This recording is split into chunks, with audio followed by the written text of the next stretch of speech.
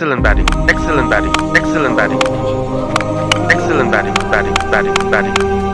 Again going straight. Again.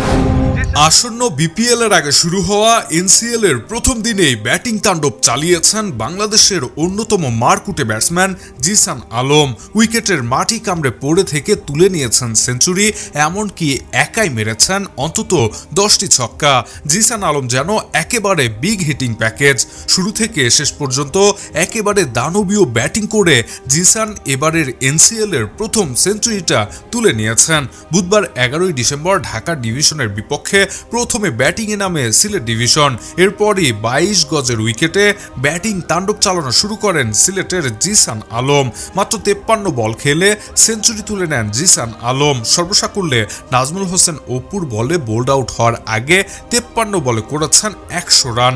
188 strike রেটে bat করা জিসান আলম এই ম্যাচে 4 মেরেছেন 4টি এবং ছক্কা মেরেছেন অন্তত 10টি।